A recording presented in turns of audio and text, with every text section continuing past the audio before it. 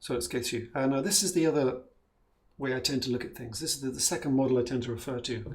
This one just goes into a little bit more detail. I want to go to this one, and then we'll take a little break. I'll go through any questions, and then we'll get into the practical side of it. So this one I tend to call the library model. Let me see if I can zoom this up for you. Okay, hopefully let's get it a little bit clearer so it fills the screen. That's zoomed in on my screen. Is that zoomed on your screens as well? I'm hoping that what you get is a mirror of what I've got. Yes, okay, great. Fab. All right. So this is just kind of saying the same thing in a similar way, but we're introducing another element to it, which is really, really important. All right. So let's just say that stuff happens and it gets stored in like a library of our mind. Nowadays, I should probably say like the search engine of an internet kind of thing. But imagine we've got a library where our life experiences get stored. Every single thing we've ever been through gets stored in this library in one way or other, okay, for us to access.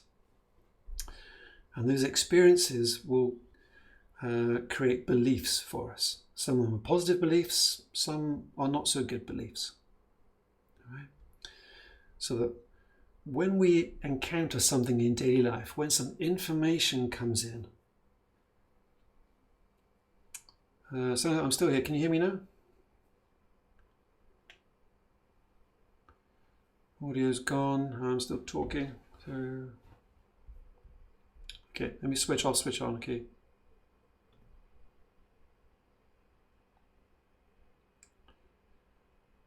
Let's just try it for you.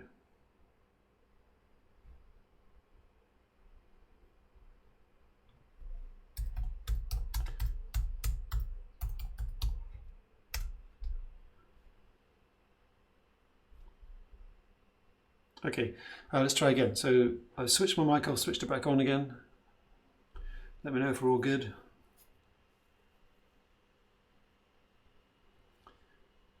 Can you hear me now? Is it back again?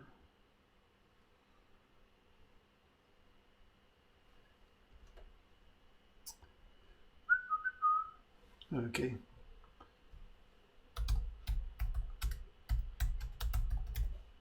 Oh, it's back. Okay, great. Okay, good. Excellent. I don't know what happened there.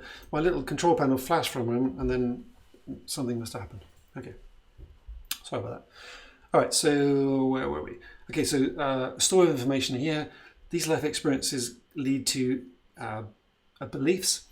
So when we encounter information in daily life, it's as if the information is presented to a reception desk at a library. All right. And a librarian, so this little chap down here is us going through daily life. And it's like we have an inner librarian. Neurologically, it's actually two parts of the brain, but I tend to put it into one, okay, for ease of explanation. All right, great. Neurologically, the brain is saying, what do I know about this? What do I believe about it? What do I do? All right.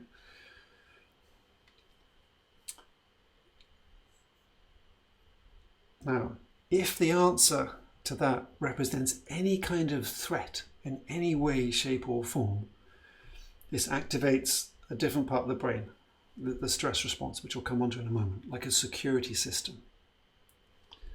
So if we encounter any kind of incoming information, and that part of our mind says, what do I believe about that? What do I know about that? If there's any potential threat, our security system kicks in to try and protect us. Okay? And the three basic bits of that, which I'll go through in a bit more detail, are fight, flight, or freeze. Is the three main ones. There's actually a couple more, but those are the three ones to be mostly concerned with. Fight is when we get aggressive to protect ourselves. Flight is we feel anxious or nervous to hide away. And freeze is we don't know what to do. We pause for a moment. In the animal world, it's like just freeze, hope it goes away, play dead, whatever. Actually, play dead's a different one, but it's kind of pause for a moment, right? So the response is this alarm response, this security response to a potentially threatening belief system is what will create symptoms. And this is the bit I want you to get, okay? it's very, very simplified explanation, but actually I haven't yet found anything that doesn't fit in with this. All right? Something happens in life. What do I know? What do I believe about it? At some level, usually an unconscious level that we're not aware of, a very mild version of the threat response is activated. And then we then do something to try and correct it. And that thing we do to try and correct it is the symptom in some way. It may be we feel nervous when public speaking. We feel anxious because part of our mind is saying, get me out of here. This is a dangerous situation. I could be humiliated. I could get it wrong. I could feel stupid. I could lose my job. I could feel horrible in front of my colleagues. There's a threat response going on here, and a whole load of symptoms will come. Anxiety, fear, worry, maybe some stuttering, stammering, all that kind of stuff. Okay. Somebody feels they're isolated. They're on their own. Feel lonely. What do? I can't bear this feeling. How can I make it better? I can have something to eat or drink. That'll take it away for a while. And then they find themselves overeating or over drinking. And if it's an intense feeling, they may have an intense binge. They become binge eating, becomes binge drinking, and so on, for example. All right. Sometimes it's not as intense as that. Sometimes it's much more subtle. But I just want you to realize that it's not just any old belief. That when a belief activates this threat response, this stress response, this alarm response, then how we respond to that will determine our behavior. Right? Someone who's very angry, who's got anger issues, okay, you can help them manage the anger if you want to, and that'll be an anger management thing, but actually their anger is a fight response to some kind of internal threat going on.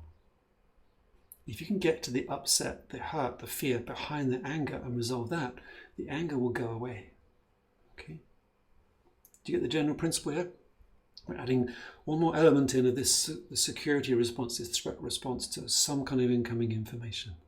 And this is the bit that is key.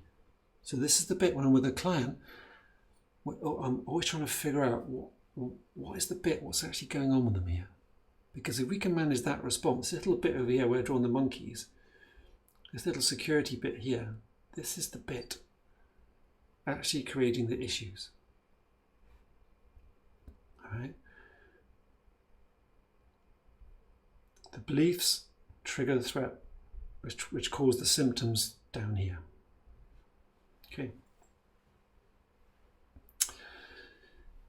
Now, a little exercise for you, okay? I've been talking for a little bit. Time for you guys to do a bit of thinking. So I've given you some clues already from the other diagram, but in this little model here, okay, if you wanted to change one of these symptoms or problems down here, if someone comes to you and says, I've got this symptom, got this problem, using this little diagram here, this little model here, what are the different ways you could bring about change? How could you help someone ease? Let's say someone's got anger, or someone's got anxiety, someone's got a fear of something in some way. Have a think for a moment, and using this kind of library model, without getting too jargony about therapy, just using this model, what are some of the ways you could use to make a difference, you think? Have a think and just give me an idea. Just have a go. Doesn't matter, just what are the ways that we could help this little person down here who's having some kind of upset response? How can we jump into this system and do something to make a difference for our poor little client just here? What do you think?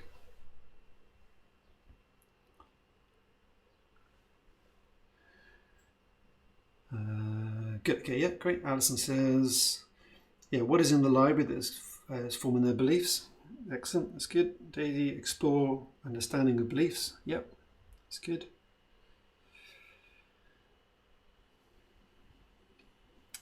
That's it, keep going. Any little ideas are great. Don't be too clever, keep it really, really simple for now. Okay? Because the things you break the belief structure, yep. Because these thought processes on how to solve this are what you'll be doing with the client. Right? When they're sitting down telling you you've got a problem, part of you will be listening, part of you will be thinking, how are we going to change this? Right? Test out beliefs, the downward chain. Help them recognize where the triggers were formed and why. Yep, okay, great. Change the perception. So I missed one there. Change the perception of the trigger. Yep, that's good. And I would describe it as well as bubbles in a glass. We all have them. They are surfacing, popping, which is the anger. So what's in the bubble? Yep, okay. Explore the symptoms. Great. Okay, good. So lots of different ideas there. So from a therapeutic point of view, or from let's say a hypnotherapeutic point of view, but I do mix a lot of psychotherapy and coaching in with the sessions I do. Essentially what we're looking to do is, if I can undo those little diagrams. Right, if we tackle it kind of this way, right, the symptom is here. If we come in this way, we've got to deal with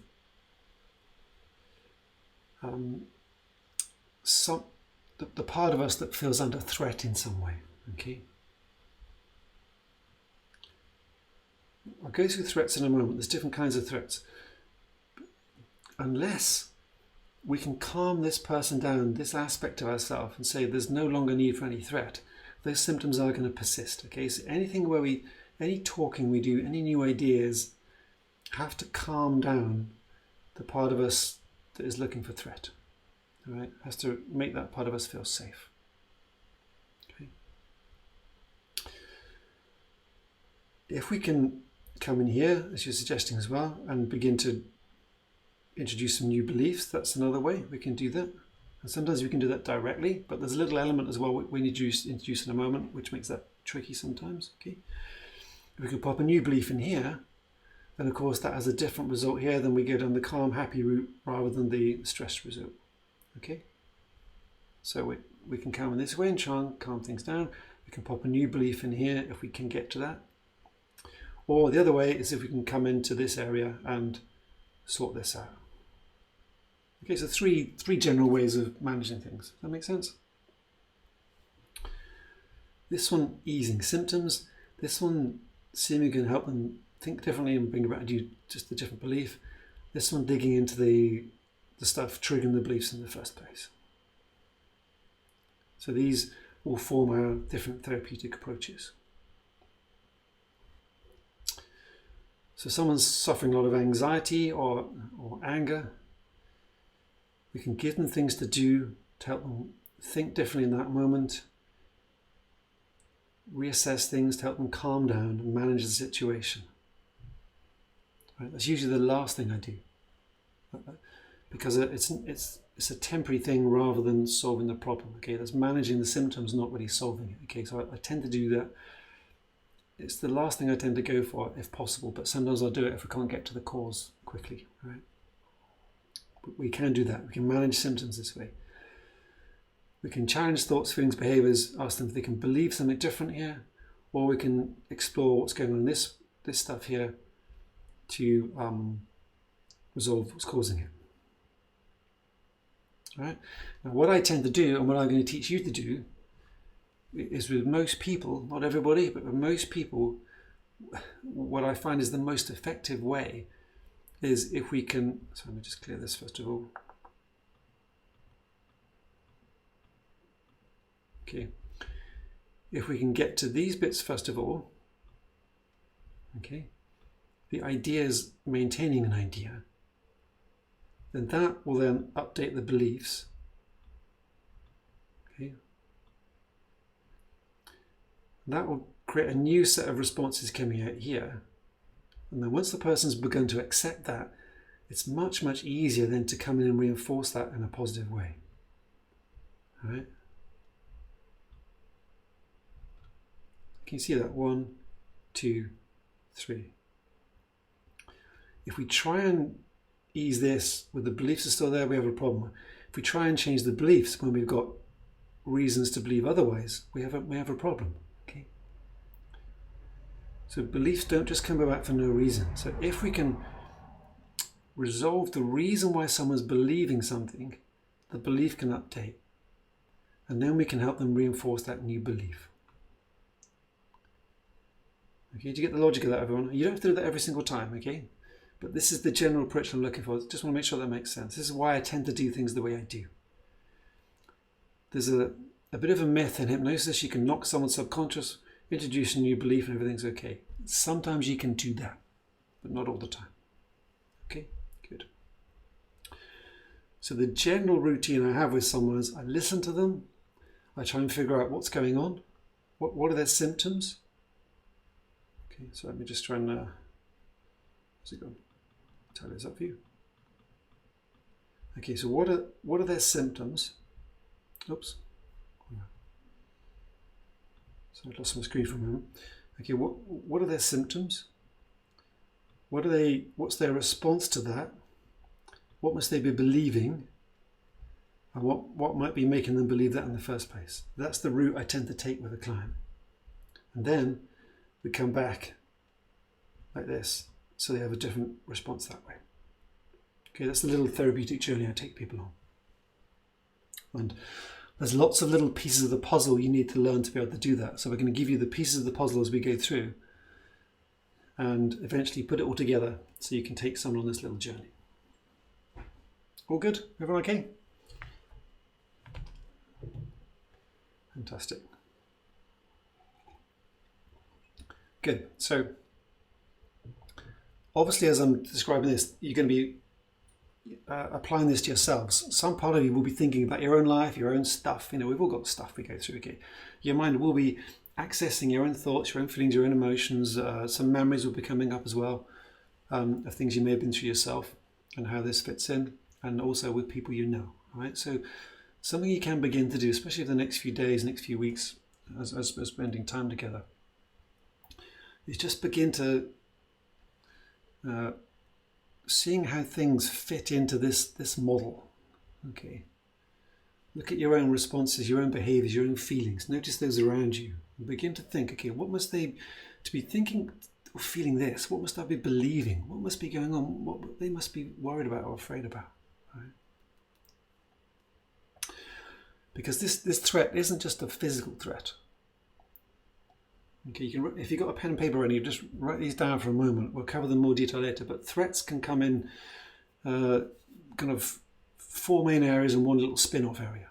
The first type of threat is a threat to your self-worth or your self-esteem. Anytime that we feel we're not good enough in some way, we can feel under threat. All right. So the first one I tend to call our sense of enoughness. Any threat to our sense of enoughness, being enough, good enough in some way. Am I tall enough, slim enough, attractive enough, successful enough, positive enough, funny enough? Okay, whatever the enough is, people tend to put in front of them. Whatever your enoughness is, a threat to your enoughness can trigger the stress response in some way. Right? What happens? Someone doesn't feel they're good enough in some way. They tend to try and do things to make up for it. Right? So they overcompensate, they over-try, they overdo this, or they shy away, fight or flight. Right? Begin to just see if you can spot things in terms of what's going on with someone. Is that fight response? Is that flight? Are they doing something really, out there to try and make up for it, or are they hiding away in some way? Or they're stuck in the middle, A lot of procrastination is people get caught in the freeze response. I want to do this, but I'm afraid what happens, so I can't do it. And I can't go back, so what do I do? Caught in the middle, right? So think about yourselves, think about people you know, and see how it fits in with this, okay? So enoughness is the first one. The second one is to do with safety and security. The big one right now in the world is not a safe place. Where people have a belief that somehow the world is not safe for them. Okay, safety, security. This is the second type of threat. There's physical safety, physical security, and then there's emotion, say relationships or financial security, or all sorts of stuff like that. But when the world doesn't feel safe, that can trigger the threat response. All right, so that's the second one. First one is enoughness. Second one, safety, security. And the third one is to do with a sense of control. Okay, do people feel strong, powerful, in control of themselves and their life, or do they feel helpless, powerless, and out of control? Because anytime we feel out of control or helpless or powerless, it can trigger the stress response, the threat response. And then we try and do things. So we hear about control freaks, they're typically people who are so afraid of being out of control, they try and control everything. And you'll hear these words will start to pop up when you're asking clients to describe things. You'll see these phrases coming up again and again. I don't feel good enough. I don't feel safe in some way. I felt helpless, felt powerless, felt out of control. Right? And these things will be at the bottom of the issues that people go through. Okay, so first one is enoughness. Second one, safety, security. Third one, control or out of control. The fourth one is about a sense of acceptance, having a place in the world, belonging, fitting in, connection. Okay? So whenever some people feel they don't fit in, they don't have a place, they don't belong, then this can trigger the threat response, the stress response. Feel different. A lot of people get through, let's say, a trauma at some point in life, and it changes them in some way. They feel different, they don't fit in, they feel excluded, isolated. A lot of isolation going on right now, and that's triggering an awful lot for a lot of people, okay? Because some people have a huge fear of being alone or separate, disconnected, so they will do many, many things in life to try and compensate for that. And suddenly, when the situation is forced on where they can't do that, that fear will be right on the surface, So again, look for words like don't fit in, don't belong, not accepted, unloved, unwanted, these kind of things, all right? When you start hearing these words, you're down at this kind of belief system. And as we go through this and give you some exercise to do, you'll spot this. I'm just giving you a little bit of information here to give you an insight as to what might trigger the stress response or the threat response to create the symptoms. Okay. Enoughness, safety, security, a sense of control, and sense of acceptance there. Okay, those are four main fears. There's one more, which is a general, like a core belief in a way I call it, is that love equates to pain in some way. Love, relationships are painful, struggle. Okay, and you'll see this pattern in many, many people. A lot of our relationship situations we pick up from authority figures when we're younger. It could be parents, it could be teachers, it could be whatever, And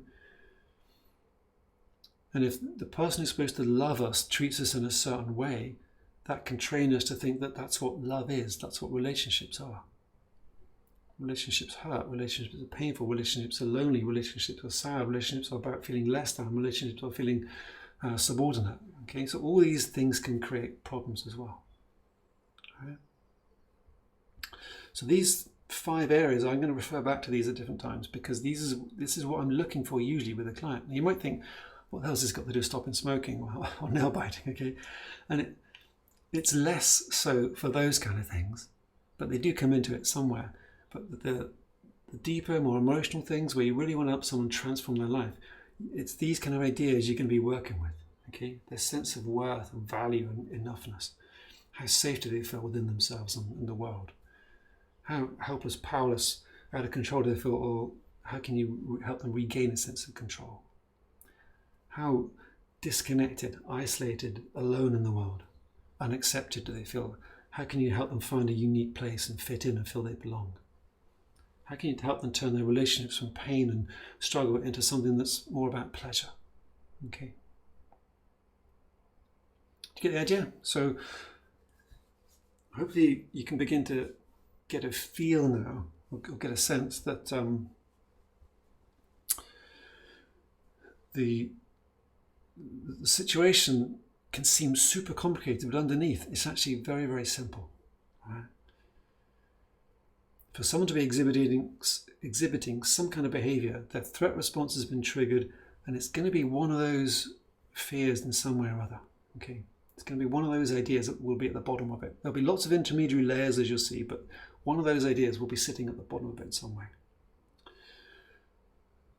So in a session with a client, what I'm looking to do usually is to work out how deep we can get within the session to help them bring about change, or how deep do we need to get. Sometimes we don't need to. Sometimes we can just do it at very surface level. But sometimes we've got to get quite deep down. Good. Okay, any questions so far? That's background theory, but I think that's really, really important to understand that before we can move on to how to actually start doing it.